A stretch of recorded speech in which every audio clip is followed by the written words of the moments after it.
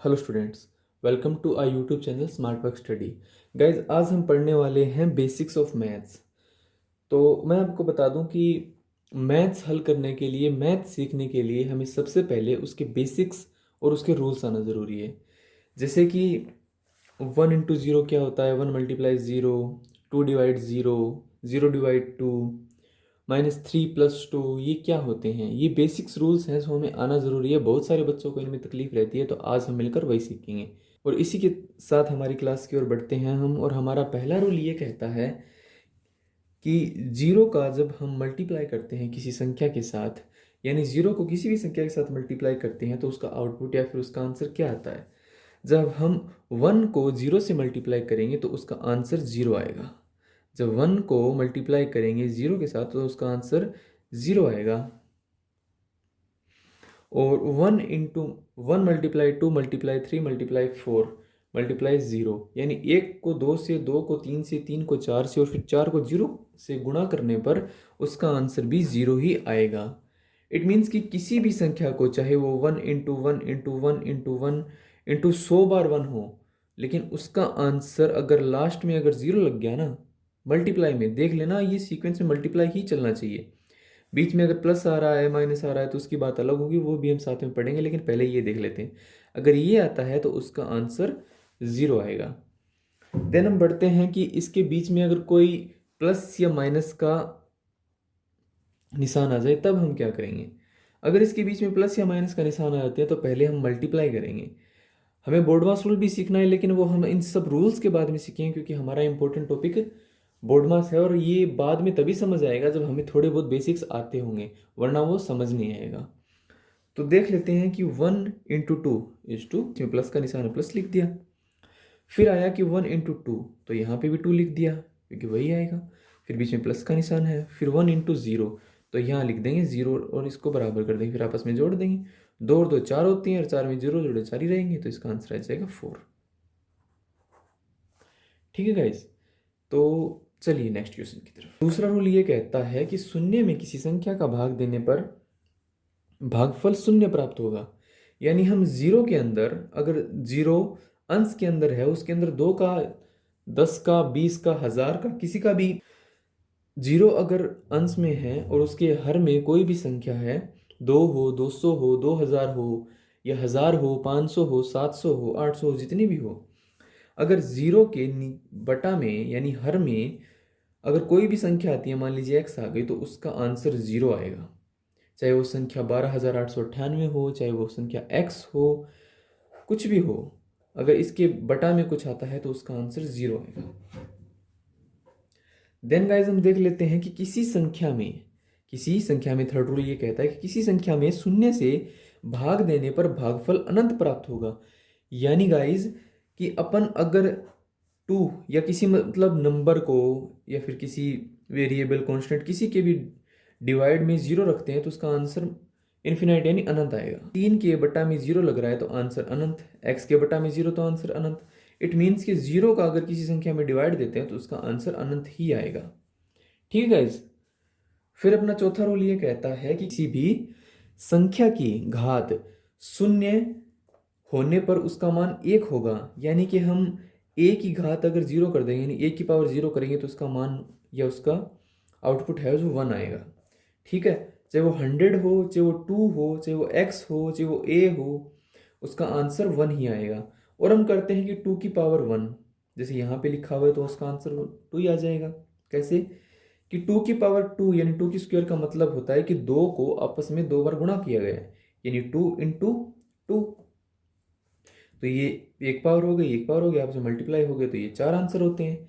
इसी तरह 2 की पावर 1 का मतलब है 2 को एक ही बार लिखा गया है। ठीक है गाइस, तो इसका आंसर ओनली 2 ही आ जाएगा। ठीक है।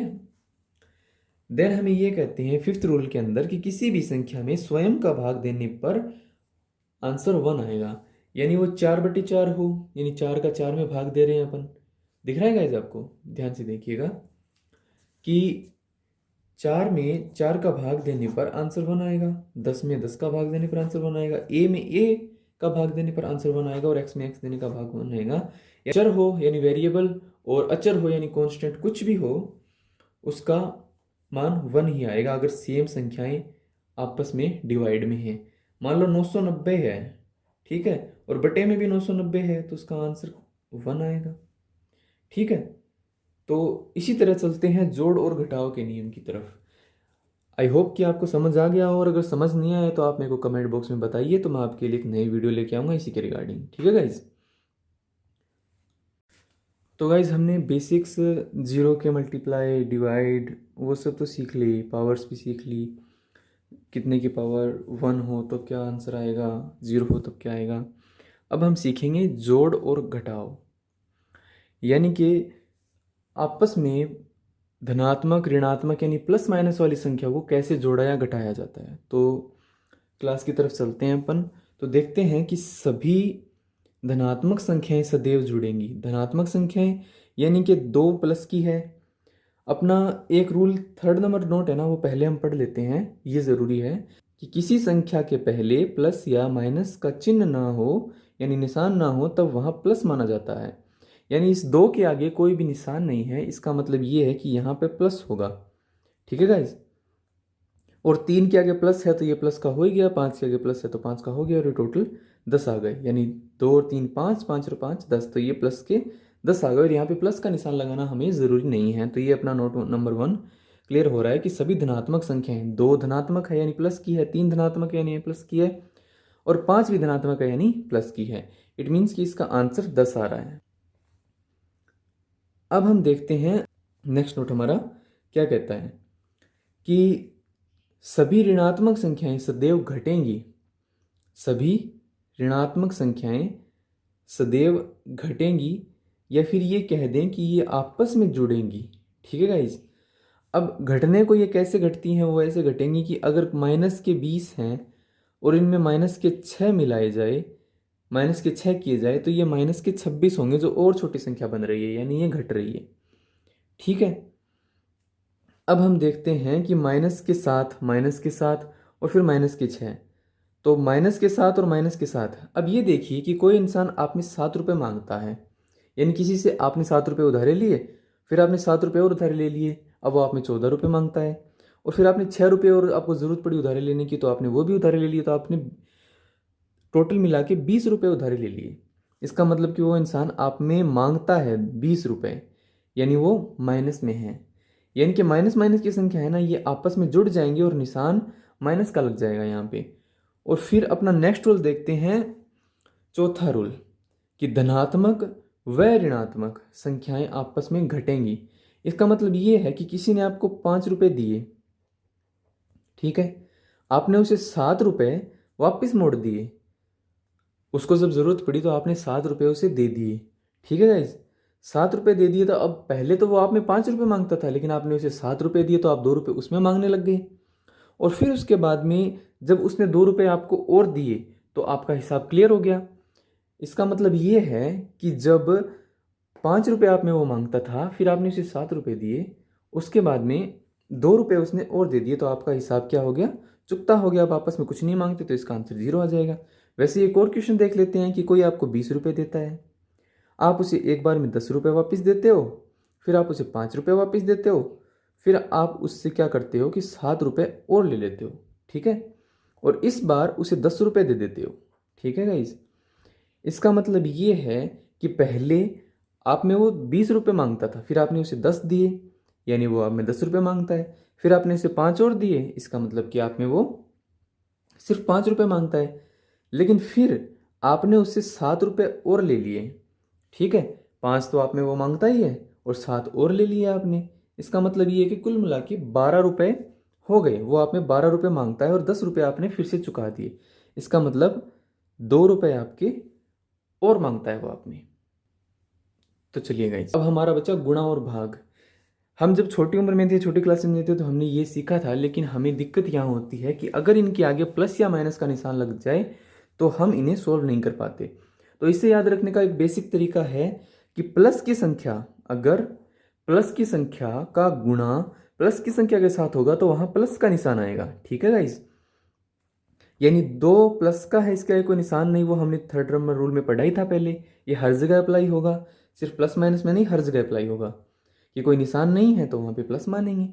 बीच में गुणा है तो गुणे का निशान हमें पता है, और फिर अगले भी प्लस की संख्या है तो 3 दुए 6, यानी कि 6 इसके आंसर आ जाएंगे। फिर देखते हैं कि प्लस की संख्या का माइनस की संख्या के साथ 2 गुणा -3, 2 को 3 से गुणा किया 6 आए, और 6 किसका आएगा माइनस, क्योंकि यहाँ पे एक बार माइनस का है।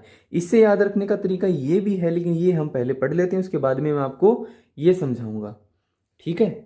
तो माइनस का गुणा अगर माइनस की संख्या पहले आती है और प्लस की बाद में आती है तो भी निशान माइनस का ही आएगा, ठीक है गाइस। यानी माइनस के 2 इंटू में 3, तो इसका भी आंसर माइनस का 6 आएगा, ठीक है। अब कोई हमें कह दे कि माइनस का निशान ही आगे और माइनस का ही पीछे, ये जरूरी नहीं है कि सिर्फ 2 ही बार आए, बड़ी भी क्वेश्चन आ सकती है, जैसे माइनस के 2 इंटू में माइनस के 2 इंटू में माइनस के 2 और इंटू में माइनस के 2, ठीक है। अब ठीक है, अब इसका आंसर आएगा 16। ये भी हम करके देख लेंगे, पहले ये करते हैं उसके बाद इस पे आएंगे कि 2 इंटू 3 हो जाएंगे 6, माइनस और माइनस का आपस में गुणा होगा, ये प्लस के 6 आ रहे हैं यहाँ पे, ठीक है गाइज। अब इसका रूल ये है कि अगर ये माइनस है ना, वो अगर सम बार आए, एक तो हो गई विषम संख्या, ठीक है, और 2 हो गई सम संख्या। उसी तरह अगर अपन 3 बार करेंगे तो माइनस का निशान आ जाएगा, क्योंकि 3 विषम है, और हमने यहाँ पे 4 बार किया है, 1 2 3 माइनस और 4 बार माइनस आ गया, इसका मतलब कि यहाँ पे है सम बार, और सम बार आएगा तो निशान आएगा प्लस का। वही हमने लिखा हुआ है कि अगर माइनस सम बार है तब प्लस का निशान आएगा, वह विषम बार है तब माइनस का निशान आएगा, ठीक है गाइज। होप कि आपको समझ में आ गया है। 2 को 2 से गुना करेंगे 4, 4 दुए 8 और 8 दुए 16, निशान 4 बार है, 4 सम संख्या होती है तो प्लस का निशान 16 प्लस के लगा देंगे, इस तरह हमारा आंसर आएगा। अगर आपको समझ में नहीं आए तो वही आप मेरे को कमेंट में बता सकते हैं। और गाइज ये जो हमारी वीडियोस हैं वो टोटल 7 बनेगी बेसिक मैथ्स के। अभी जैसे अपनी ये वीडियो आ रही है, ये वीडियो आएगी अपनी बेसिक मैथ्स की और #1 के नाम से, इसी तरह #2 #3 #4 ये #7 तक जाएगी, और 1 से 7 तक इसका सीक्वेंस है। अगला देख लेते हैं हम भाग। तो भाग की टोटल 1 + 3 सिचुएशंस बनते हैं, यानी 3 और 1 4 स्थितियां बनती है। हम नॉर्मल भाग करते हैं कि 10 में हमने 2 का भाग लगा दिया, ठीक है गाइज, तो आंसर अपने आ गए 5। और इसे ऐसे भी कर सकते हैं 10/2, ये आंसर आएंगे 5। ये हमारी नॉर्मल पहली वाली स्थिति है कि ऊपर भी प्लस की संख्या नीचे भी प्लस की संख्या, तो आंसर प्लस में ही आना है, नो प्रॉब्लम, ये तो सबको पता है। लेकिन हमें प्रॉब्लम कहाँ होती है, जब हम अगली संख्या पे जाते हैं कि ऊपर तो प्लस की संख्या आ गई, नीचे माइनस की संख्या आ गई, तब निशान किसका आएगा, माइनस का। एग्जाम्पल यहाँ पे है कि +6 बटा -2, तो आंसर आ जाएगा माइनस का 3।